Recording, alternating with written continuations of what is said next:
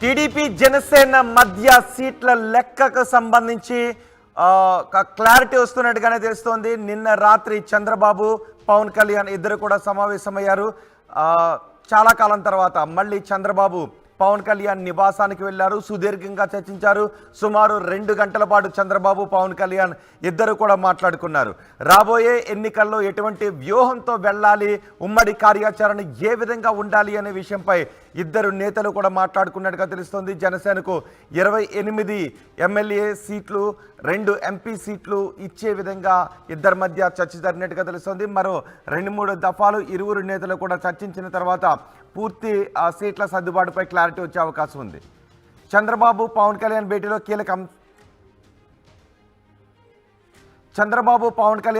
కీలక అంశాలపై చర్చ జరిగింది.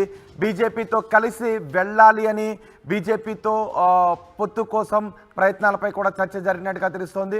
ఉమ్మడి మేనిఫెస్టో సభల నిర్వహణ ఏ విధంగా ఉండాలి, ఎవరు ఎక్కడెక్కడి నుంచి పోటీ చేయాలి అనే విషయంపై కూడా ఇద్దరు నేతలు చర్చించుకున్నట్టుగా తెలుస్తోంది. ఎక్కడెక్కడ ఇద్దరు కలిసి సభలు నిర్వహించాలి, సభలకు ఎవరెవరు హాజరు కావాలి అనే విషయంపై కూడా చర్చించుకున్నట్టుగా తెలుస్తోంది. సంక్రాంతి కల్లా అన్ని విషయాలపైన పూర్తి క్లారిటీ వచ్చే అవకాశం ఉంది, పూర్తి స్పష్టత వచ్చే అవకాశం ఉంది.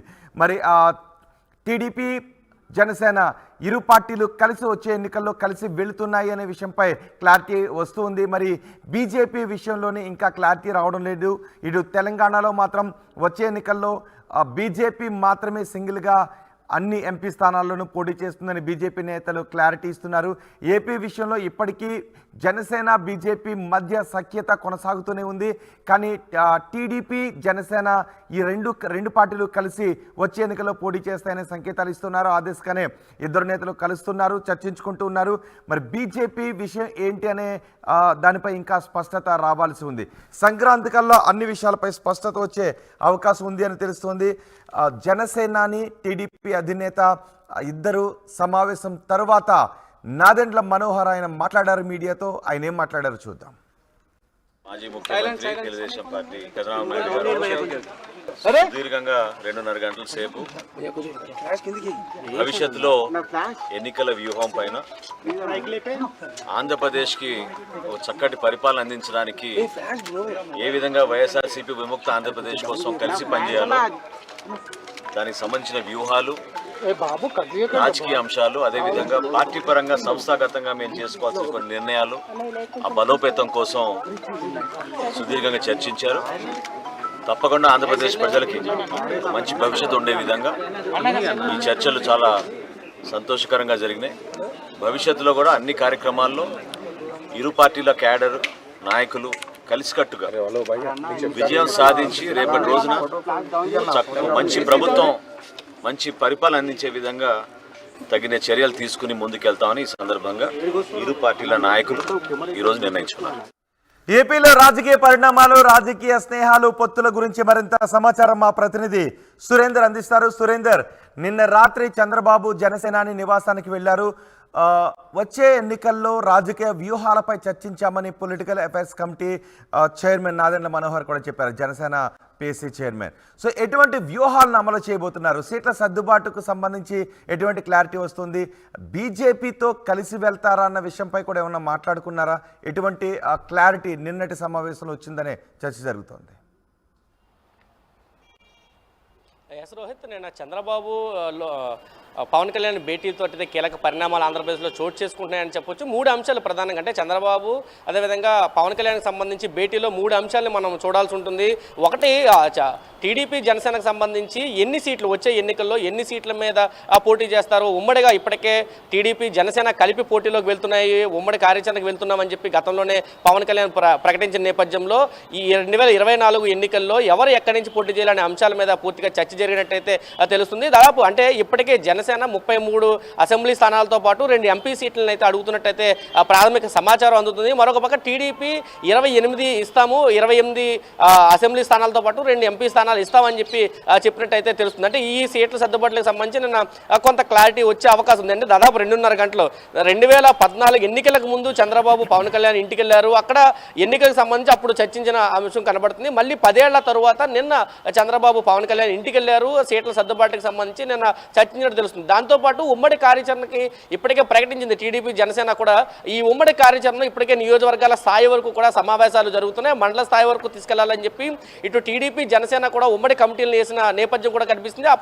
ఇప్పటికే 2-3 సార్లు ఆ కమిటీలు కూడా సమావేశమయ్యాయి. అయితే ఈ సమావేశాలు ఎక్కడా కూడా చంద్రబాబు కానీ పవన్ కానీ పాల్గొలేదు. ఎందుకంటే చంద్రబాబు ఈ ఉమ్మడి సమావేశాలు జరిగిన నేపథ్యంలో ఆయన సెంట్రల్ జైల్లో ఉండడం, తర్వాత హైదరాబాద్ హౌస్లో ఉండడంతో ఆయన ఎక్కడ పాల్గొనే పరిస్థితి కూడా లేదు. ఈ నేపథ్యంలో ఇద్దరు కూడా ఈ సీట్ల సర్దుబాటు ఉమ్మడి కార్యాచరణ ఎలా ఉండాలనే అంశం మీద కూడా పూర్తిగా చర్చించినట్లయితే తెలుస్తుంది. మరొక పక్క లోకేష్ యువగలం పాదయాత్ర ఈ రోజు ముగింపు, అగనంపూడిలో ముగింపు జరగబోతుంది. 20వ తారీఖున విజయనగరం జిల్లాలో భారీ బహిరంగ సభకి అయితే ఏర్పాటు చేయబోతున్నారు. అయితే ఈ బహిరంగ సభకి పవన్ కళ్యాణ్ ఆహ్వానిస్తున్నారా, దానికోసం కూడా చర్చించినట్లయితే పూర్తిగా తెలుస్తుంది. ఈ అంశాలతో పాటు రాజధాని రైతులకు సంబంధించి మనం కీలకంగా చూసుకోవాల్సింది, జగన్మోహన్ రెడ్డి అధికారంలోకి వచ్చిన తర్వాత అమరావతి కాకుండా 3 రాజధానుల సిద్ధాంతాన్ని ఆయన ముందుకు తీసుకొచ్చారు. విశాఖ పరిపాలన రాజధానిగా ఉండబోతుందని చెప్పారు. అప్పటి నుంచి కూడా అమరావతి ఉద్యమం పెద్ద ఎత్తున వాళ్ళు పోరాటాలు దిగారు అమరావతి రైతులంతా కూడా. ఈ నేపథ్యంలో 17వ తారీఖున అంటే నిన్నటితోటి 4 ఏళ్ళు, ఆ ఉద్యమానికి 4 ఏళ్ళు నిండిన సందర్భంలో గుంటూరు జిల్లాలోని నాగార్జున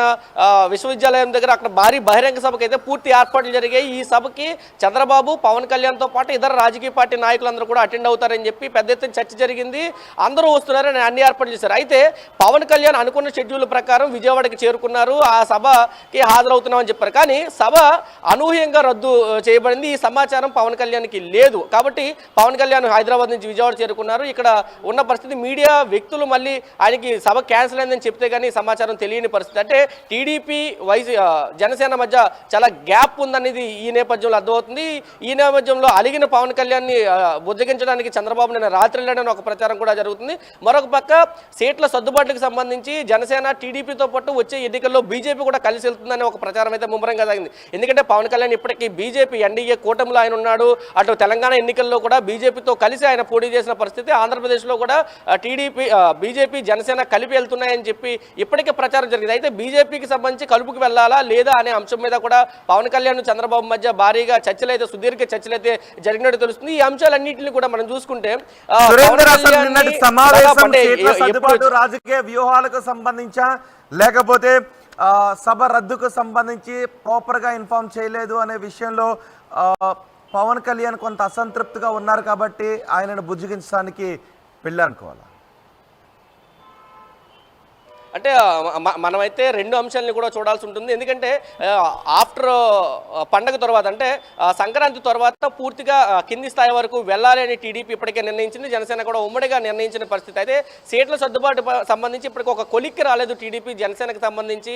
చంద్రబాబు అరెస్ట్ అయిన తర్వాత కూడా, విడుదలైన తర్వాత కూడా ఒక సందర్భంలో మాత్రమే పవన్ కళ్యాణ్ వెళ్ళారు. అది కూడా 5-10 నిమిషాలు కలిసి బయటకు వచ్చిన పరిస్థితి. 2.5 గంటల పాటు సుదీర్ఘ చర్చ అయితే ఇప్పుడు కొంచెం జరగలేదు.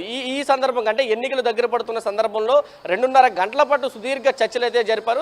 దానికి సంబంధించి సీట్ల సర్దుబాటు, ఎవరు ఎక్కడి నుంచి పోటీ చేయాలి, ఎక్కడి నుంచి పోటీ చేస్తే ఎవరికి లాభం అనే అంశాల మీద అయితే సుదీర్ఘ చర్చ జరిగినట్టే తెలుస్తుంది. దాదాపు జనసేన ఉమ్మడి గోదావరి జిల్లాల మీద దృష్టి పెట్టిన పరిస్థితి, అక్కడి నుంచి ఎక్కువ సీట్లు అడుగుతున్న పరిస్థితి కనిపిస్తుంది. రాష్ట్ర వ్యాప్తంగా 33 సీట్లు ఇవ్వాలని చెప్పి జనసేన ఇప్పటికే టీడీపీకి చెప్పినట్లయితే సమాచారం. అయితే అన్ని సీట్లు మేము ఇవ్వలేము, ఎందుకంటే టీడీపీకి క్యాడర్ ఎక్కువ ఉన్నారు, అన్ని సీట్లు ఇవ్వలేము కాబట్టి తగ్గించుకోవాలి, 28 సీట్లు ఇస్తామని చెప్పినట్టయితే సమాచారం అందుతుంది. మరొక పక్క అసంతృప్తి, పవన్ కళ్యాణ్ కూడా నిన్న రాజధాని అంశంలో, రాజధానికి సంబంధించి జరిగిన సభలో కూడా కొంత అసంతృప్తి అయితే ఉన్నమాట వాస్తవం. దీన్ని వైసీపీ కూడా భారీగా ప్రచారం చేస్తుంది. ఎందుకంటే టీడీపీ జనసేన ఉమ్మడిగా ఎన్నికల్లోకి వెళ్తున్నా, ఇద్దరి మధ్య గ్యాప్ ఉంది, ఇద్దరి మధ్య కోఆర్డినేషన్ సమస్య ఉందని చెప్పి వైసీపీ కూడా తీసుకెళ్తుంది. ఈ నేపథ్యంలో ఒక ప్రకటన కూడా ఇవ్వాలనుకున్నారు వైసీపీ. ఇలాగా అంటే కార్యకర్తల మధ్య, నియోజకవర్గాల మధ్య, పార్టీల మధ్య గ్యాప్ సృష్టించే పని చేస్తుంది, ఇది కరెక్ట్ కాదని ఒక ప్రశ్న నోట్ని కూడా ఇవ్వాలనుకున్నారు. కానీ మధ్యలో ఎందుకు ఆపేరు తెలియదు. అంటే అసంతృప్తిని ఒక పక్క చల్లార్చడం, మరొక పక్క సీట్ల సర్దుబాటుకు సంబంధించి దాదాపు 2.5 గంటలు. ఎందుకంటే అసంతృప్తి అయితే 10 నిమిషాలు 15 నిమిషాలు మాట్లాడితే సమస్య పరిష్కారం అయితే దానికి సంబంధించి చంద్రబాబు మెప్పించగలడు పవన్ కళ్యాణ్. కానీ 2.5 గంటల పాటు సుదీర్ఘమైన చర్చ చేశారు అంటేనే దానికి సంబంధించి రాజకీయ వ్యూహాలు కానీ లేదా మేనిఫెస్టో కానీ ఈ అన్ని అంశాల మీద సుదీర్ఘమైన చర్చ జరిగినట్టయితే తెలుస్తుంది రోహిత్. అంటే సీట్ల సర్దుబాటు వ్యూహాల గురించే మాట్లాడుకుంటూ ఉన్నారా? ఒకవేళ గెలిస్తే ప్రభుత్వంలో ఎవరి పాత్ర ఏంటి అనే విషయం గురించి కూడా మాట్లాడుకుంటూ ఉన్నారు. అదే సమయంలో బీజేపీ వెర్షన్ ఏంటి? బీజేపీ నేతలు వీరి కలయిక గురించి, వీరి భేటీ గురించి బీజేపీ నేతలు ఎటువంటి స్పందన కనిపిస్తుంది? అంటే పవన్ కళ్యాణ్ చంద్రబాబు భేటీ తరువాత చాలా ఊహాగానాలు అయితే బయటకు వచ్చాయి. ఎవరు ముఖ్యమంత్రి అవుతారు, ఎవరికి ఎన్ని పదవులు వస్తాయి అనేది పెద్ద ప్రచారం అయితే జరిగింది. ఈ నేపథ్యంలో పవన్ కళ్యాణ్ అన్నింటికి కూడా క్లారిటీ ఇస్తూ అధికారంలోకి ఎవరు వస్తారు, ఎవరు ఏం పదవులు తీసుకుంటారు అనేది సెకండరీ, కానీ ముందు అధికారంలోకి రావడం కోసం వైసీపీని ఇంటికి పంపడం కోసం పూర్తి స్థాయిలో జనసేన కార్యకర్తలు అయితే ముందుండాలని చెప్పిన పరిస్థితి అయితే కనిపిస్తుంది. కాబట్టి అధికారం ఎవరు ఏంటి అనేది ముందు సీట్ల సర్దుబాటు తర్వాతే అది కొలికి వచ్చే అవకాశం కల్పిస్తుంది. ఎందుకంటే అధికారంలోకి రావాలంటే ముందు దాదాపు మ్యాజిక్ ఫిగర్ను దాటాల్సి ఉంటుంది ఆంధ్రప్రదేశ్లో. దాని తరువాత మాత్రమే దాని గురించి టీడీపీ జనసేన మాట్లాడుకునే అవకాశం ఉంటుంది. రెండోది మేనిఫెస్టోకు సంబంధించి ఇప్పటికే టీడీపీ మహానాడులో 6 అంశాలతోటి ఒక మేనిఫెస్టోని విడుదల చేసింది. తరువాత జనసేన కూడా ఉమ్మడి కార్యాచరణ నేపథ్యంలో కొన్ని అంశాలని తీసుకొచ్చిన నేపథ్యం, ఈ అంశాల మీద మేనిఫెస్టోతోటి ఉమ్మడి మేనిఫెస్టోతో ఏ విధంగా వెళ్ళాలనే అంశాల మీద నిన్న చర్చించినట్లయితే తెలుస్తుంది. మరొక పక్క పూర్తి స్థాయి మేనిఫెస్టోని అంటే టీడీపీ నుంచి 6 సభ్యులతోటి, జనసేన నుంచి 6 సభ్యులతోటి ఒక పొలిటికల్ కమిటీని వేశారు, మేనిఫెస్టో కమిటీని. ఆ మేనిఫెస్టో కమిటీ కూడా సుదీర్ఘమైన చర్చలు అయితే చేసిన పరిస్థితి.